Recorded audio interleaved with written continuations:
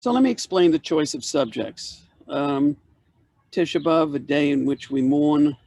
I could have chosen to talk about mourning. I did that last year. I spoke about the role of mourning. You want to watch here, but okay, so we got to get it up. Okay, I'm going to continue speaking. The role of mourning in Jewish tradition. But I thought this time I would focus on the things that we mourn about, the catastrophes which have occurred and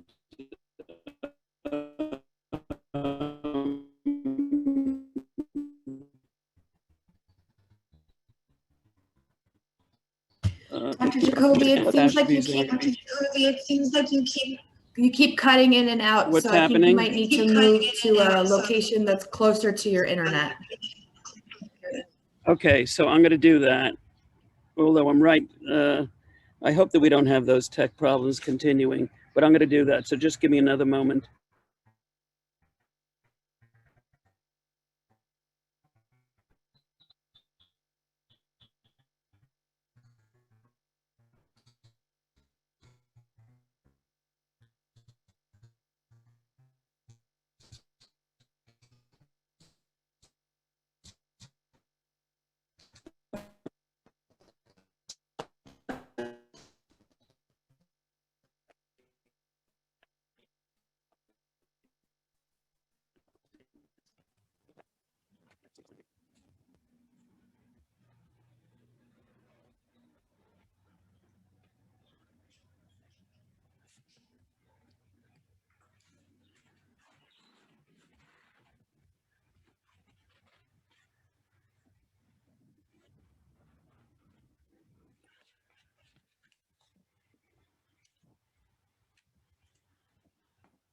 Let's hope this works better. I'm as close as I can get to the internet.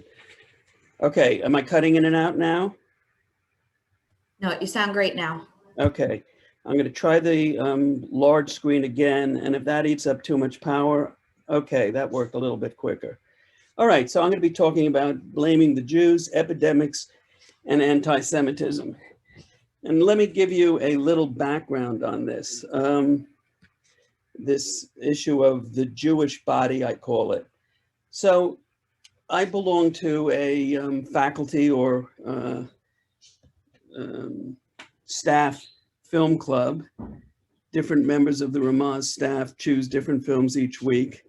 And the film that was chosen, coincidentally, for this past week was The Garden of the Finzi-Continis, an Italian movie dating from the 1970s. Some of the people here will have seen it. Others may have heard of it. It's a fabulous movie. And it got me thinking that the subject I had chosen was very much connected to the themes of the movie of the Finzi-Continis, The Garden of the Finzi-Continis. Specifically, something that the Jewish author, the Italian Jewish author, was talking about, which was the relationship between the antiquity of the Jews and the Jews being a weak, enervated, infected people. And this is something that a Jewish author was writing about. It's not just something that Jews have said about themselves. It's actually an intrinsic theme within the early Zionist movement that Jews were a sick people who had to be recovered to health. But it's an important anti-Semitic trope. In fact, I think it's central to what I regard as being a almost ageless anti-Semitism. So let me go into some of the issues that are involved here. So first, the COVID epidemic. I was talking to Mr. Rockland about this topic when I first proposed it to him.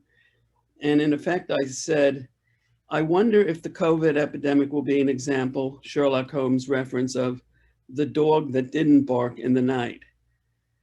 In other words, here's this massive disruption, a disease that's disrupted all of humanity. And many of us who are Jewish have been wondering and have written about it, spoken about it very frequently. Will it lead to a massive uptick in anti-Semitism? So far, I'm not sure if I would qualify it as massive, but certainly there are indications that there has been some impact. And many of you have read about it, but I'm going to just look at a couple of or a few of the images here. So, of course, the Chinese have been central to being blamed, but it's really, really interesting to see how people have also managed, as always, to connect the Jews to something which seemingly would have no relationship to the Jews. In this particular case, you see the age-old stereotypical anti-Semitic Jewish image, and it's not Chinese, it's the Jew flu. Loot the treasury, martial law, never let a crisis go to waste. So the themes of the Jew being a voracious moneymaker, a voracious swindler, manipulating history in order to control, setting up laws, setting up centralized government, a kind of Zionist government organization. Somehow even COVID gets connected to that. There's talk, for those who believe that this is a Jew flu, that Jews actually own the laboratory in Wuhan that manufactured, supposedly, whether that's true or not, but in this case, it's the Jews who caused the virus to be manufactured so it could be released, and the Jew could then take an even more central, powerful role in the world. So that's one example of an anti-Semitic trope. Here you see another one, the same type of image, the Jew coughing, and in this case, spreading the COVID virus. I could find countless posts on the internet that echo this type of theme. Let's just go over it. The biggest parasite, Jew as parasite, of course, is often a theme of anti-Semitic propaganda. They threaten the entire world population. They want more than your freedom. So there's that same theme again about the Jews being involved in taking over government or running the government and trying to take away synagogue of Satan. And then here's a rally that was widely covered. And here you see the ralliers, in some cases, carrying these particular placards. The real plague is not the coronavirus. The real plague is us, the Jew. And this is actually the kind of thing that many of us were expecting to see. And in some cases, if not to the extreme extent, it certainly has come true. It has been a widespread topic, something that's come up over and over again over the past year and a half. In some cases, it's not paranoid conspiracy theories resembling the protocols of the Elders of Zion. What's frightening is that even the mainstream news media, in some cases, doing their job of reporting, sometimes have gone a little bit over into areas of reporting that at least worry some members of our community, maybe even many members of our community, might be anti-Semitic or might contribute to anti-Semitism. So the behavior of some members of the Jewish community, the attitudes of some members of the Jewish community have fed this notion that the Jews are spreading the virus. In our own New York City area, the first appearance, I believe, of the virus, or the first widespread appearance of the virus, could be traced to New Rochelle and a Jewish day school there. But subsequent events like funerals in Hasidic neighborhoods, the reluctance to wear masks, the large-scale gatherings, the continued celebrations have led to this kind of coverage that feeds the impression, on the one hand, that Jews are in some respects spreading the virus, or among members of our own community, feeds the impression that the world is out to get us. And many of us will recall the case that came up where Governor Cuomo had instituted some restrictions, and there was a feeling that those restrictions were unduly discriminatory, prejudicial towards the Jewish community. And this quote comes from an article that was written, it was a brief piece that appeared in the Moment magazine, I think, but David Friedman wrote, with an uptick of anti-Semitism worldwide and then the coronavirus hitting, it's all too easy to wonder, that he wrote this relatively early on, if a comparable attack on Jews is brewing. So let me throw this out to you. Comparable, what is he referring to when he says comparable here? Does anybody want to volunteer an answer to that? What is he referring to when he says there's a worry among our community, within our community, if a comparable anti-Semitic outburst might be brewing and ready to erupt? I don't want to listen to this. What's that?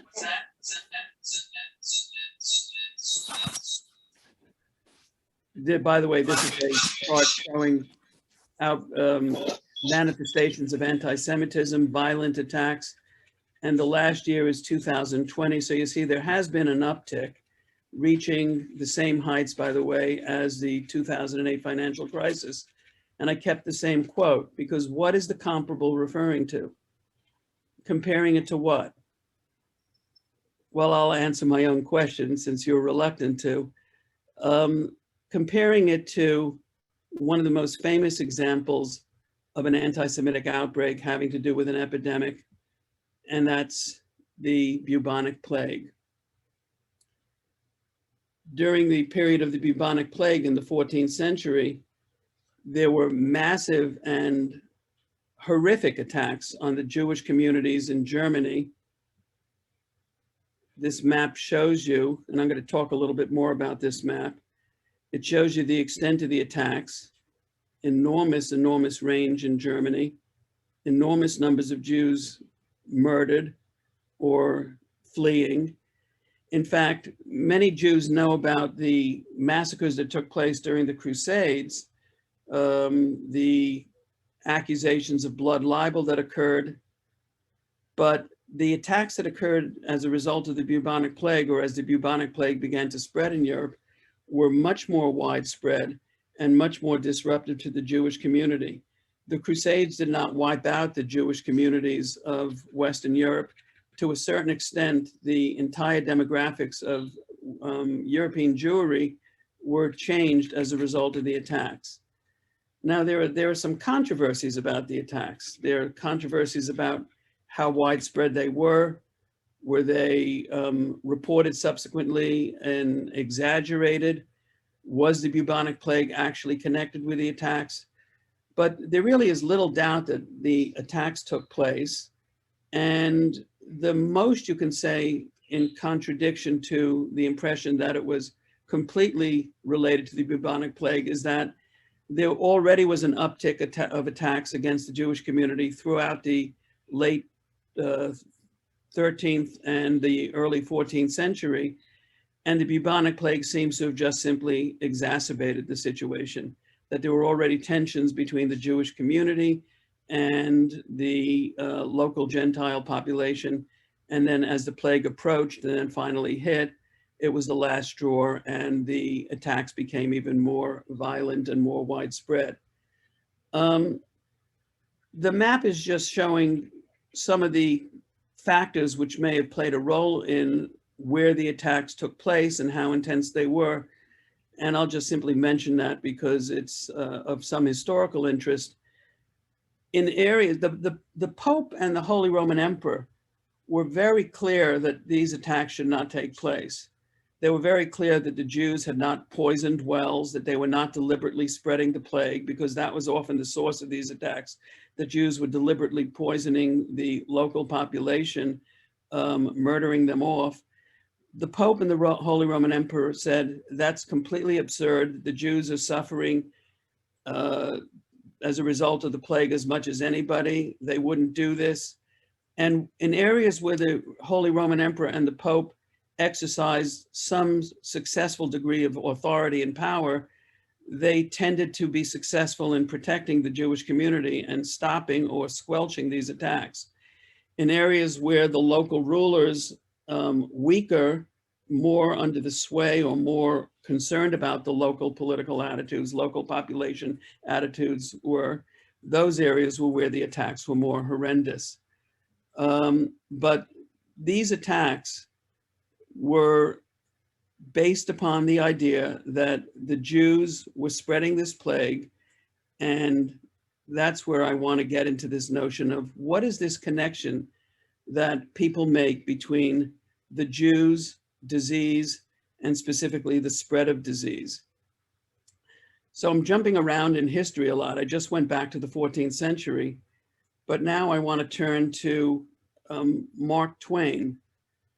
Mark Twain, some of you may have come across his writings when he traveled in Europe and then ultimately to the Holy Land in the 19th century. And as he went through Europe, going further and further east, finally reached the Ottoman Empire, Syria, and then ultimately Jerusalem itself. He had an interesting journey in terms not just only of geography, but in terms of physical characteristics and the issue of health. And this passage here is a good indication of the point that he was making. And I'm going to go over it and I'm going to read it. Practically, it's in entirety. Christ knew how to preach to these simple, superstitious, disease-tortured creatures. He healed the sick. They flocked to our poor human doctor this morning when the fame he was referring to something that he had just witnessed where they had seen lepers going to a doctor. When the fame of what he had done to the sick child went abroad through the land, the ancestors of these people, precisely like them in color, dress, manner, customs, flocked in vast multitudes to Christ. And then he goes on towards the end. His solitude, he had to feed them by the miracle or else see them suffer. No wonder when there was a great commotion in the city in those days, one neighbor explained to another in words to this effect, they say that Jesus of Nazareth is come. So what was the point Twain was making? Twain was saying that as you move further east, the people were more primitive, more superstitious, more likely to be diseased. And he depicted the people of the East, particularly the central area of Palestine itself and Jerusalem, as being a permanently diseased people. Diseased in two ways. They were diseased because they lived in a geography that produced disease, a hot, humid, sickly climate, but they were diseased as well, these people, back in ancient times, because they were practitioners of a superstitious, barbaric religion. And they needed, and this is a Christian belief that Twain was echoing, they needed Christ to come along to cure them of their disease. And we Jews are the ones who rejected Christ. We Jews rejected what he was offering, and therefore we Jews, in essence. Even Michelle's on. Yeah. I'd like to change. Hello? Oh, we Jews are in effect the remnants of that diseased people, and still in many respects a diseased people. What is our disease? It's not just simply rejecting Christianity, but according to Twain, it's a cleverness that knows how to make money. And according to Twain, woe to any nation that should invite in large numbers of Jews, because those Jews will soon use that cleverness to take over and dominate. So here you have the Jewish ingenuity, the Jewish greediness as being connected literally to a diseased body. The Jewish notion of disease, or the connection of Judaism and disease, of Jews and disease, appeared in World War I as well. In the Eastern European areas where the front lines moved quite frequently and where the conditions were more primitive, a vast typhus epidemic, which is known to be something associated with filth and poverty and disruption of sanitation resources. A vast typhus epidemic broke out throughout Eastern Europe. The numbers of people between the years 1916 and around 1923 in Eastern Europe, including the new Soviet Union, who died of typhus, numbered easily, it's estimated, around 20 million people. The influenza epidemic that was breaking out and spreading throughout the world from 1918 on for a couple of years may have ultimately dwarfed it, but in the area of Eastern Europe, typhus actually took more lives than the influenza epidemic. And there was a connection that was made between the Jews and the typhus epidemic. Now, it may be because factually speaking, it's possible, historians have tried to work this out, Jews may have suffered disproportionately from the typhus epidemic because they were more urban dwellers, they lived in more crowded conditions, and so it's possible that there was a disproportionate suffering among the Jews. The Germans occupied much of this area during the latter years of World War I, 1916 to 1918, and the German medical establishment made a special effort to target the Jews, bring Jews into facilities where, and this is of course very eerily, creepily evocative, because in those years it had a more innocent component to it. But there at these facilities, Jews would be examined, stripped naked, deloused in procedures that in a later decade are going to resemble that, but be actually geared towards the deliberate murder of Jews.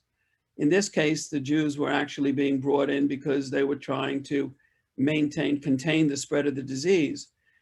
The Jewish population was deeply suspicious of these facilities, deeply suspicious of the medical authorities.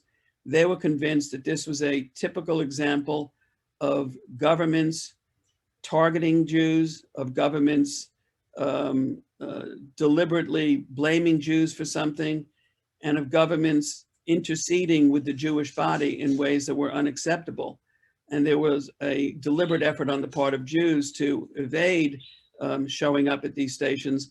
Isaac Bashevis Singer actually wrote a story, or wrote about how he was a young child at that time, and he and his mother were in effect, when I say sacrificed, I mean they were deliberately left behind to show up at one of these stations while his father and his older brother managed to evade it and to hide.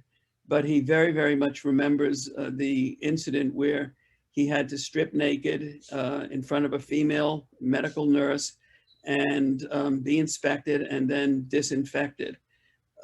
But here, once again, we see a deliberate connection of the Jew with disease, of the Jewish body being a spreader of disease. So this notion of the diseased Jewish body dates back to what I regard as being probably the origins of anti-Semitism. Now, I want to just mention briefly a large debate among historians, Jewish historians, historians of Jews, about the issue of anti-Semitism. And I'll tell you where I fall on this, because I always let you know where I fall. I don't pretend to be neutral. So many, many Jews believe that anti-Semitism is a timeless phenomenon, that it in effect is a meta-historical phenomenon existing outside of history, something which is, we might say, a disease of the Gentile population.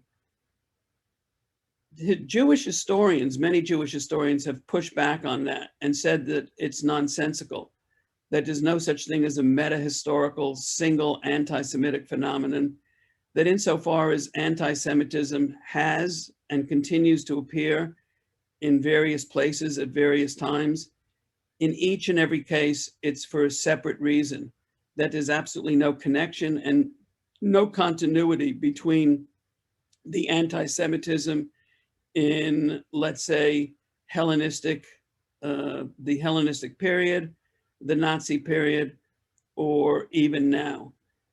So I don't agree with that second interpretation. I actually think that anti-Semitism is something which does begin at a certain period of time.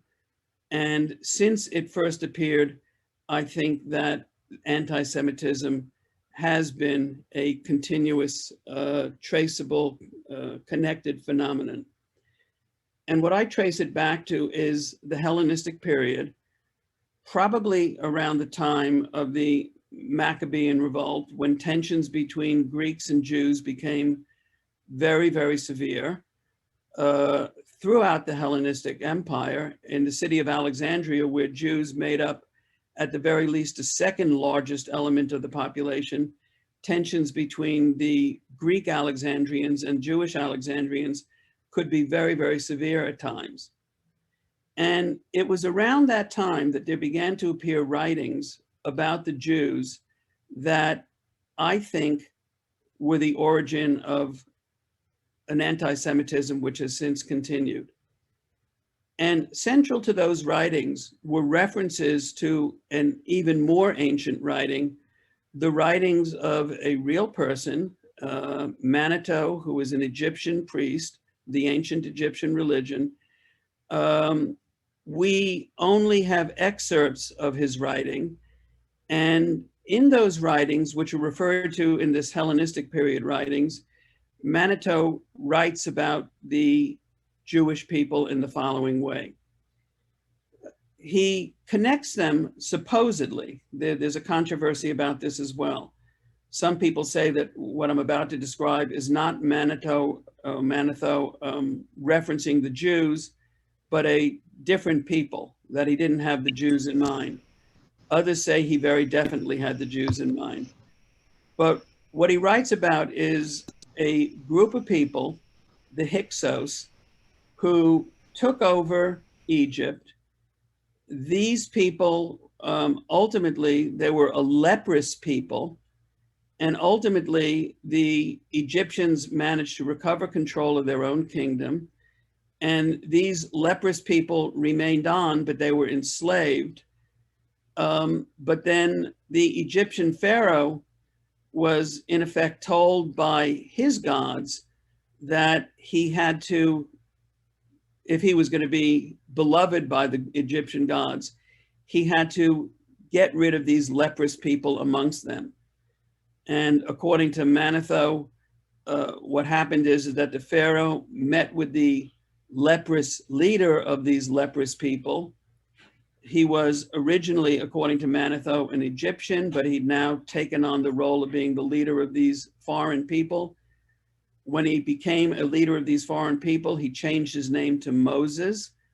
And this leprous Moses then came to an agreement in which he led his people, his adopted people, out of Egypt, where they then settled in in the Palestinian area and established, among other things, the city of Jerusalem.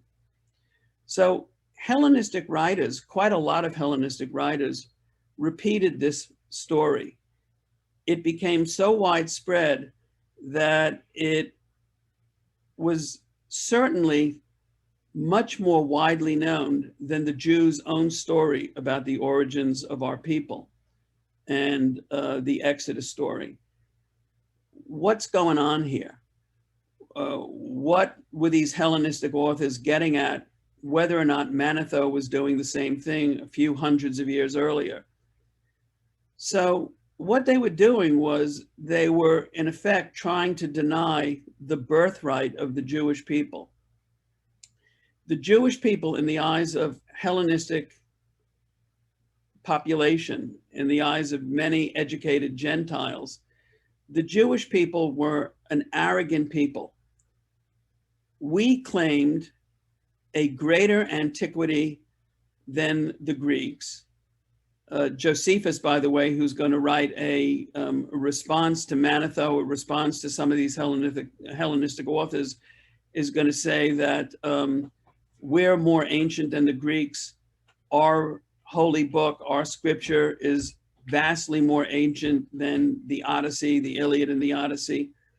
And this issue of antiquity is very, very important, because in those years, the more ancient you were, the more legitimate you were, the more knowledge you had, the more superior you were.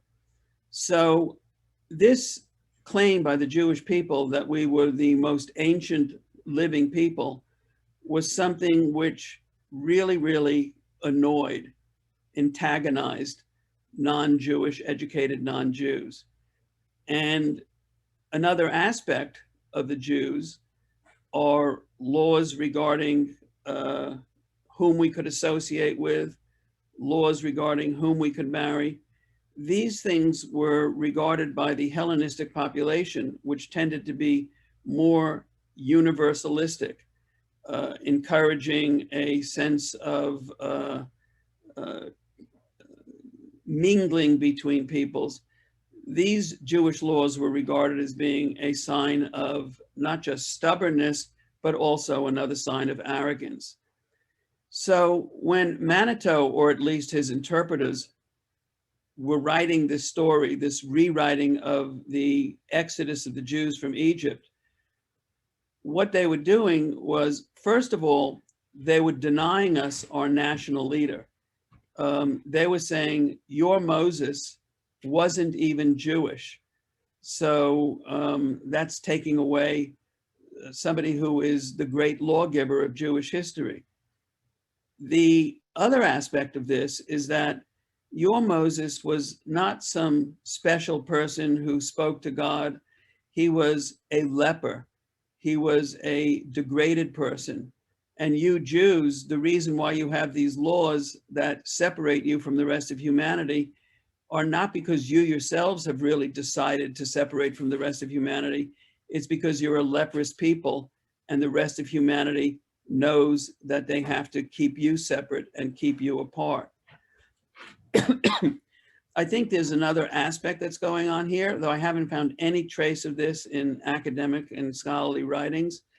And it has to do with another part of the Exodus story, that the Jews, after all, in some respects, were. We, after all, take, in some sense, some degree of participation in this, played a role in bringing the 10 plagues upon the Egyptians. And in this particular case, what these rewritings of this story is doing is, it's not having the 10 plagues something that the Jews are, that God is inflicting on behalf of the Jews on the Egyptians to get the Jews to be freed. Rather, instead, the Jews themselves are the plague. And this notion, by the way, of leprosy being a plague that has to be removed is a common vocabulary that one sees in references to leprosy. So I think ever since Manetho, this connection between disease, Jews, and the danger of Jews spreading disease has been with us ever since. I think that the Jewish religion has been regarded by Hellenes and those who came after as being a diseased religion that is not anything approaching the perfectionism of Christianity. And that issue of Judaism and Jews being a disease is something, I alluded to this at the very beginning, that one even finds among Jews or lapsed Jews themselves, particularly lapsed Jews, because that may be some of the reasons that they lapse. So I want you to take a look at, this is one of my favorite poems because it's so historically interesting.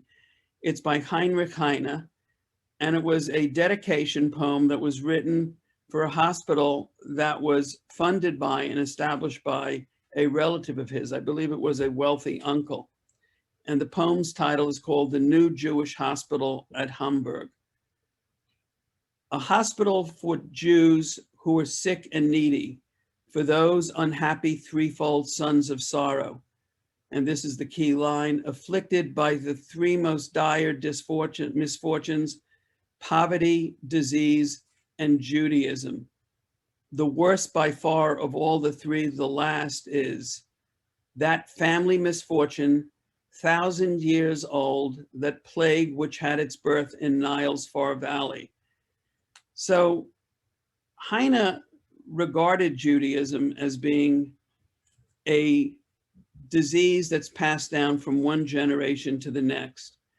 No douche nor vapor bath or apparatus of surgery seems to be able to heal this disease. And later on, he wonders, will future generations be cured and rational become and happy? So there's this, again, this notion that Judaism, like Mark Twain wrote about, is a barbaric, superstitious religion, and that the further west you move, the more modern you become, the more modern and rational religions become. And Heine himself abandoned Judaism and converted to Christianity, which he regarded as being not just a more rational religion, but a rational move because it opened up so many possibilities and so many doors for him. But even he continued to wonder whether that conversion was enough, whether the disease of Judaism would remain something that was part of him and that can never actually be cured. So I think this linkage, so permanent, I believe, between Jews and disease, Jews being a dangerous carrier of something, the Jewish religion being a kind of infected religion, is something which is not going to soon be disappearing. I think that in any time of trouble, and even in times in which they're not so troubled, I think that it's a concept which is so permeated civilization, first Western European civilization, but now I think much the rest of the world. I don't see that it's going to be a very, very easy thing to be breaking with this. It was here over 2,000 years ago. It was certainly here throughout the 20th century, and it remains something to be on the lookout for. I'm not optimistic about that here during the age of COVID. Every time there's a massive misfortune, every time somebody tries to propose a solution that requires some degree of regimentation, some degree of interference in the freedoms that people have, every time there's something inexplicable that's happening on a widespread basis, there you'll find the anti-Semitic tropes. The wearing of masks, ironically, because those members of the Jewish community who did not want to wear masks did not change this response. The wearing of masks was regarded as being a Jewish interference. The requirement or the suggestion that it be required that people have vaccines was regarded as being a Jewish interference.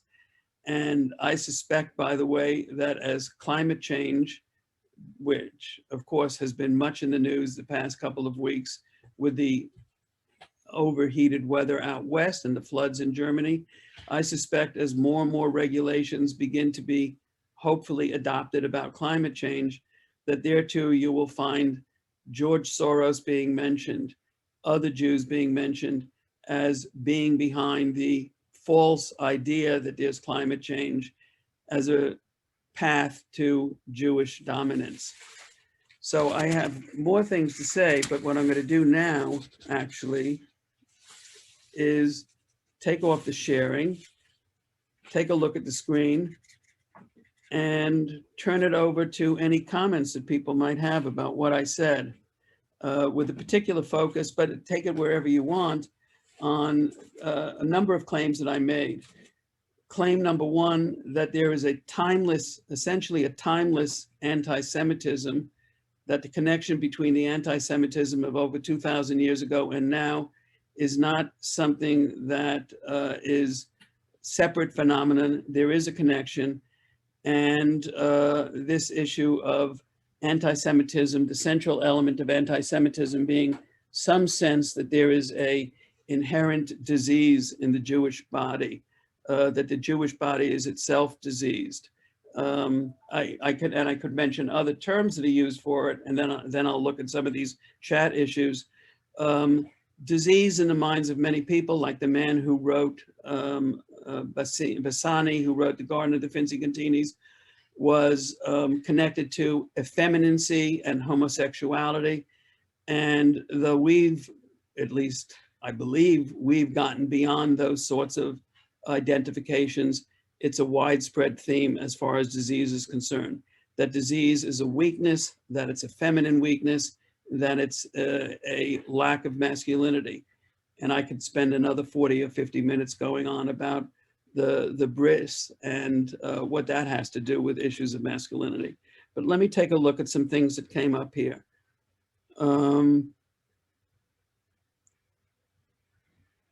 Yes, Robert April, that's true. It was philo-Semitic as well. And I should have mentioned that. He wasn't somebody who was uniformly, and in fact, he wrote deliberately about toleration of Jews. But what I was focusing on was a part of Twain's writings which are less favorable. And if you've read his writings, and apparently you're very well acquainted with them, you know that when he was growing up in Hannibal, Missouri, these sorts of attitudes about Jews was widespread. Yes, we do still claim super antiquity. I'm looking at Robert April's remarks. Robert, do you want to say anything in response to that? You could unmute yourself if you're still there. All right, let me just look through here. Or somebody could just speak up, or Leah, if you see something in particular that you want to. I found out how to unmute myself. Oh, you figured it out, though. Yes, I suddenly became a voice. So I would like to say that the concept of anti-Semitism and disease was ironically, I mean, in contradistinction to your historical survey, voiced by Emile Zola as a disease of Gentiles. That it was like a virus. He even mentioned that in his letters to the youth. He said that it was like a virus that mutated from generation to generation and brought back in his day the horrible religious wars that characterized the Middle Ages and, of course, the wars against Protestants in the 16th century. You're referring to anti-Semitism? Is that what you're saying? Yes, anti-Semitism as a virus, being a disease of the Gentile world. Right, right. And as long as we're talking metaphorically, I do think it's a disease of the Gentile world. But, you know, I mean, my main point is that it's a disease of the Gentile world, which I don't see disappearing. I do think that there is a connection between the anti-Semitism of 2,000 years ago and the anti-Semitism of now. And that connection is that they accuse us of being the diseased people, even if anti-Semitism itself may be a kind of metaphorical virus. And what we might need is the metaphorical Jewish chicken soup to help educate the world. Yeah, you know, I read an interesting article in preparation for this that spoke about the importance of, in effect, it almost argued that we shouldn't educate the world, because the more we educate the world about how irrational anti-Semitism is, the more we actually spread anti-Semitism. By the way, I'm not taking a position on that. I'm just mentioning it as an interesting way of viewing education, that when we educate people about, like what the author was saying was, the more we keep referring to the attacks on Jews during the period of the Bubonic Plague and warning people that we mustn't succumb to that now, the more we actually succeed in spreading the likelihood that people will look at those ideas, look at the accusations that were made, and adopt them and spread anti-Semitism even more widely. That's exactly the dynamics of disease. Yeah, Diseases mutate, diseases mutate, and what we've affected is the mutation from anti-Semitism to anti-Zionism. right. And we're going to let somebody else speak in a moment, but I have a comment, of course, to make about that, which is that one of the many ironies of the establishment of Israel, which was supposed to solve the problem of anti-Semitism, is it's actually, as you said, produce a mutation of anti-Semitism that targets Israel and now has at least the superficial excuse that people who target Israel can claim or do claim, we're not anti-Semites, we're just anti-Israel. But I think you and I both recognize, and probably so do most of the people here, that in almost all cases, the targeting of Israel is in itself probably due to that mutated anti-Semitism that you referred to. May I close on just one refreshing note? Yeah. Is it not refreshing that the most popular novel during the pandemic was Camus' The Plague, and Camus didn't blame the Jews? Right. God bless him. Any other comments? Ben, I see you. Was there a significant anti-Semitic thought linked to prior U.S. epidemics? Yes. Yes, there was.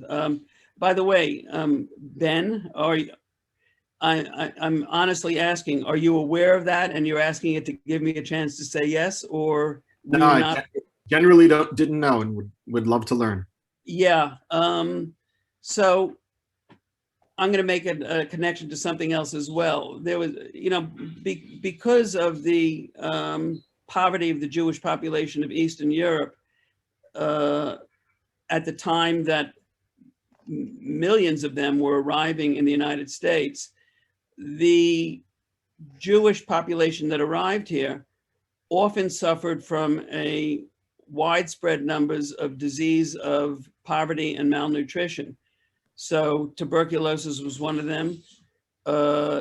Typhus was another. And then considering the conditions that they lived in once they arrived here, it often continued as well. Diseases of malnutrition and vitamin deficiency that caused huge problems as far as eye infections were concerned. And these things were well documented, and there was a great degree of commentary in the newspapers and among commissions that we were doing ourselves, meaning the United States was doing itself a disservice, a dangerous disservice, by allowing these people in, that they should be maintained in quarantine, separated out, or turned back. There were large numbers of Jews who were actually turned back and not allowed to come in during the latter decades of the 19th and early decades of the 20th century. So there very much was a connection made between Jews being a diseased people and bringing their diseases with them. I'm just looking to see what else you wrote here. Oh, I was going to make one connection to, you're aware of the issue of IQ testing and the Jewish population, Ben? Not sure what you're getting at. Well, so when the IQ tests were first revised, in effect, they were invented in France, and then they were revised here in America. And the revisions that took place, unlike the ones that were first invented in France, had a deliberate racial purpose behind them to develop an objective scientific testing mechanism that would be able to conclusively demonstrate that the Jewish population, which was already showing that it was a physically diseased population, was also a mentally deficient population. So it's quite ironic, considering the way IQ testing has been used in the latter part of the 1900s to claim that other racial groups are mentally deficient. But when they were first invented, the Jews were a major subject of these claims of deficiency, of hereditary deficiency. So again, the answer to your question is yes, we sure were targeted and accused of spreading disease. Looking for others as a medical historical, I'm looking at yours, Daniel. So Daniel, could you explain what you mean by the connection that you mentioned between anti-Semitism and critical race theory? Hi. First of all, it's good to see you again after many years. Yes, good to not see you because you're not showing your camera. Sorry. Hi. Hi. Nice to see you.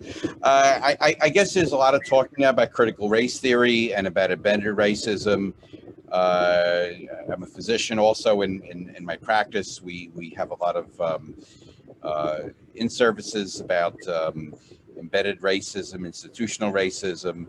And it sounds a lot like what you're describing about this meta-historical discrimination or meta-historical anti-Semitism that is a phenomena that you described that really goes back 2,000 years. And I hear similar kind of ideas when it comes to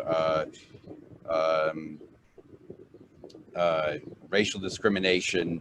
And I just wonder, is this something, this idea of anti-Semitism being a meta historical problem, is that something unique to anti-Semitism, or is that something that is actually a lot more widespread in a lot of different cultures? And I guess okay, so let me give you a response.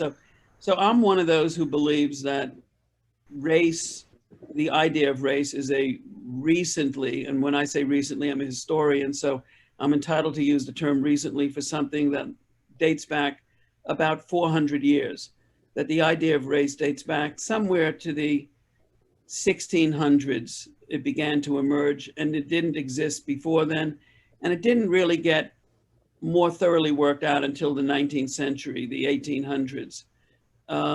So I hope that in itself makes clear that I think that race discrimination itself actually has a real history. There was no such idea as race before the 1600s at all.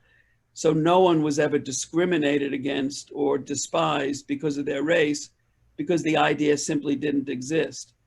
So in that respect, I think anti-Semitism has, I didn't quite say it was meta-historical. I said it dates back to, it has a history, it has a beginning. Don't know if it's going to have an end, but it does date back to a period of time in which the interaction between Jew and Gentile became much more intense, and in which the Jewish nation became much more uniformly, clearly the monotheistic chosen nation that we have been ever since, or at least in our own eyes. Prior to that time, I don't think that there was anything, there was dislike between Jews and other groups, but it was the dislike that other groups always felt about other groups. The distinction that there's something special about the Jews and that they were to be specially despised, I think only arose when the Jews themselves became definably self-defined as we are a special people. So, that's two-part answer. Number one, anti-Semitism is not ahistorical, but it does have a longer history than race hatred, which has a shorter history. Though I'm not sure race hatred will ever disappear either, now that it's out of the bag. Okay, Daniel? Dr. Jucovy. thank you. Yeah. No. Somebody started to speak. Was that Sharon? Yeah. Hi, Sharon. In addition to being, to having learned from my teacher, has so much history and becoming a historian myself, I'm also trying to be an amateur sociologist. So I've noticed only men have responded. So hopefully I'll start a run of females. responding. Thank you for your lecture. It was excellent.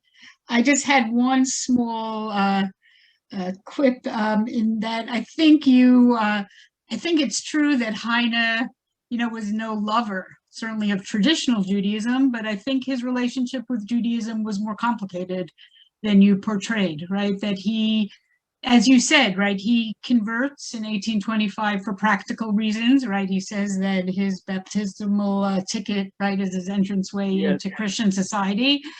But I think what he means by that is that he remains a Jew. And he certainly wrote before as a Jew and continues to write as a Jew. He writes about a lot of topics, right? He writes about the Kuzari, he writes poems on the Hebrew Bible. And my sense about Heinrich Heine is that he stays true to his early self. He was an early member of Wissenschaft des Judentums, which I learned about with you, right? So the early scholars who felt that Judaism had an authentic truth, an ethical core, but that over the years it had evolved in this unnatural way. And I think the parts of Judaism he didn't like, when he talks about Judaism being diseased, he's talking about it in the way that Geiger would speak about it. Right. That Judaism has evolved in this unhealthy way, but I don't think he thinks at its core it's diseased. And, and even that poem about the hospital, I sort of, when I read it, it seems a little bit ironic, you can imagine Woody Allen writing this, right? That it's Judaism is a disease that we give to our kids. I don't know if he means it. I don't know. I would take it a little bit with a grain of salt, but I'd like to hear your thoughts. Yeah, so because I was emphasizing one aspect of this, and I was not necessarily, I chose to not talk about the side of Heine that you were talking about. I agree with you completely. And in fact, I think it's interesting that one of the things I was reading about in preparation for this made mention of the claim that in his final decades, Heine became more explicitly philo-Semitic, and the person referencing that claim tended to be somewhat denigrating towards it. I take issue with that claim for two reasons. Number one, I agree with you. I don't think he ever was hostile to being Jewish, and therefore, I don't think that he was coming around to something in his final decades. And the second thing is that,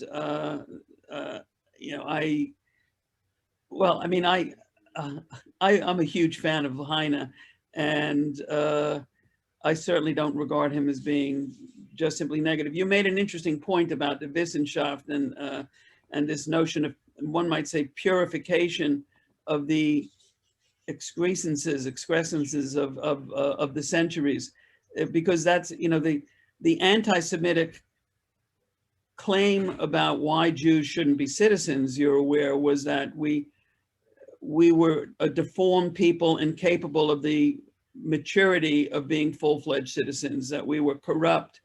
And one of the responses was Wissenschaft des Judentums was to go back to history and demonstrate that we Jews had a history, that we weren't just some fossilized, ghostly, vampiric leftover from ancient times, that we had evolved and therefore progressed with the rest of European civilization.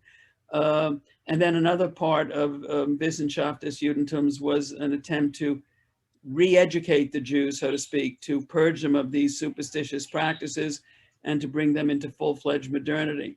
So, but still lying behind all that is some admission that there was something inherently wrong with how the Jews had come to be what they had come to be in 19th century Europe. Would you agree with me, Sharon? Yeah, but I think he was also, a social critic. He probably would think there's something wrong with everything in the way it's come to be, Yeah. No, I knew you were aware of it. I just thought in this short format of the lecture, you didn't get to flesh this out. So I just wanted to but thank you for doing so. Yeah. And of course, his poem, The Lorelei, they had to pretend it wasn't even a Jewish poem. in Nazi Germany, because it was the most beloved poem in Germany, I believe. Anything else? I think, Braden, you have a hand up. Yeah, I did. I dropped my question in the chat. It was about the connection between sort of the depiction of Jews as fleas and rats and cockroaches and such, and also as them as a plague, and sort of what the connection between that is. Well, I mean, that is the connection, I think, and what I find so interesting is that, you know, it's funny, and a little anecdote. I had a relative by marriage who was Gentile, who attended a Seder service that I guess I was running. And during the Seder, when we got to the part about the plagues, especially the counting and the naming and counting of them, he expressed, we were close, so he felt comfortable expressing this, a repugnance and horror at the bloodthirstiness of the service, of the Haggadah, and I felt almost personally attacked. The reason I'm mentioning this is because it had never occurred to me. Frankly, I always found the counting part to be extraordinarily fun. My father used to meticulously dip his utensil in the wine and make a nearly perfect circle. He was somewhat OCD about that. I always regarded that as fun. It never occurred to me that it was bloodthirsty. And hearing him speak about it in this way brought home to me that there's another attitude about Jews. And I think that the connection I'm trying to make, Braden, is that I think that the Jewish talk about the plague is something which is being reversed by non-Jews. And it's not that the Jews are visiting plague as part of divine justice, but the Jews are the plague because we really have no connection to the divine. At least the anti-Semites would like to say that. I see one new message here. How should we view Michael Gilbert? Anti-Semitism combined with anti-Israel aimed at Jews. Oh, I should read it more carefully. How should we view anti-Semitism combined with anti-Israel rhetoric and violence aimed at American Jews, which can we perceive as being licensed by Jews themselves, such as Bernie Sanders and his minions? I think you're revealing a particular point of view there. Is this really anti-Semitism or is it something else? Well, I take issue with your premise about Bernie Sanders licensing it. I do think that, I will say this, Michael, one has to be very careful in talking to critics of Israel this is my opinion, obviously, that one has to be very careful in talking to them to do a number of things. One is I almost always begin by calling them out. And that is by asking them, and I hope it's not whataboutism, but given the horrors and miseries of the world that exist in much greater numbers and intensity than whatever horrors and miseries are taking place in the Middle East, let's leave aside the issue of responsibility. I always call them out by asking them, why are you so constantly focused on the Middle East and Israel's supposed role in this? So I think you have to begin with that. As far as criticizing Israel, because I think that's what you mean, that Sanders, when he criticizes Israel, is licensing this type of attitude. I have an unsatisfactory answer to give, which is we just have to be very, very careful what we say in public to others and what we say among ourselves. I don't think there's anything wrong with criticizing the actions of Israel, but I feel like I have a degree of entitlement to do that because I'm Jewish. But even there, I try to be careful and, as I say, call people out initially. Michael, do you have a response to that?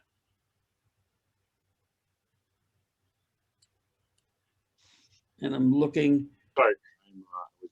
Yeah, I was curious about, again, there's not any problem, of course, with anyone criticizing Israel, but I think what we saw in the last time is it led to physical violence, physical attacks on people just like us here, and it does not seem to be a consistent,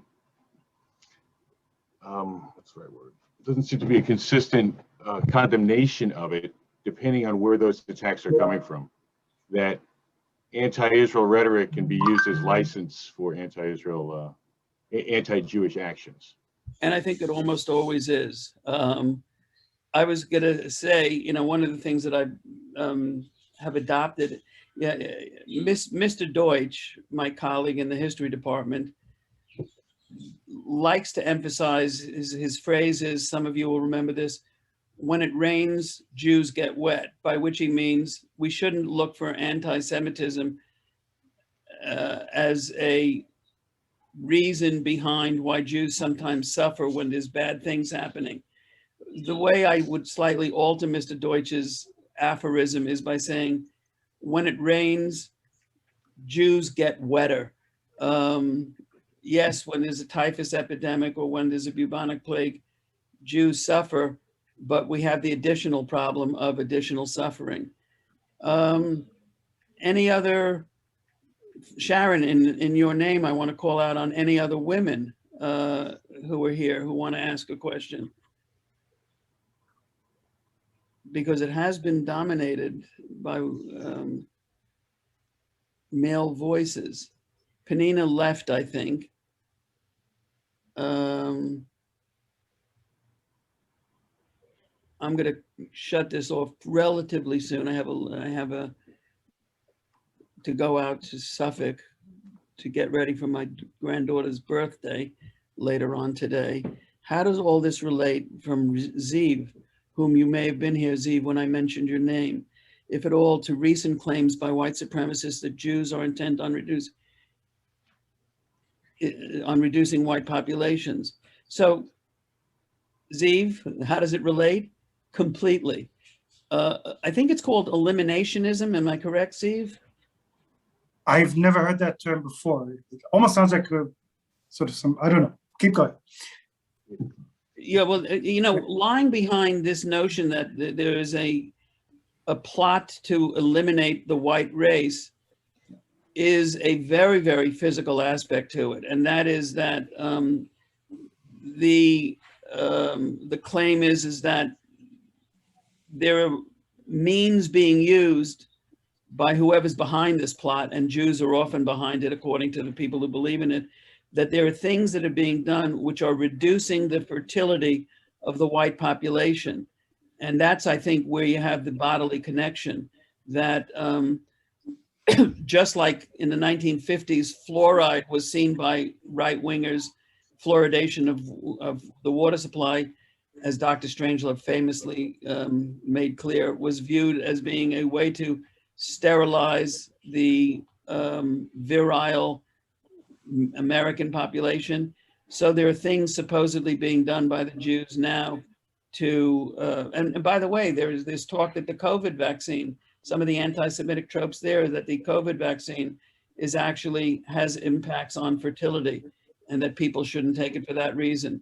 So I very much see a connection between the things that I spoke about and the kind of eliminationism which drove the massacre in New Zealand. And to some extent, I think it was connected to the massacre in Norway and other events. Yes, and notice how George Soros is always blamed in all these things, as a sort of connecting item. Yeah, exactly. And it's so ironic that people somehow manage to convince themselves that the mere mention of George Soros's name is not obviously an anti-Semitic reference. I mean, he's the great spider master who's pulling all the strings now. Oh yeah, I know many Jews who've fallen into that belief that he's some evildoer. It's enabling the anti-Semitism. just looking at any others. Good to see you, Zeev. It's been a few years since we've been able to get together. Yes, I haven't been in the States in 2 years for a very obvious reason. I think so. Jamie, good to see you, hear from you. I think we're going to wrap up then. It's been wonderful to have all of you come. Keep in touch, you hear?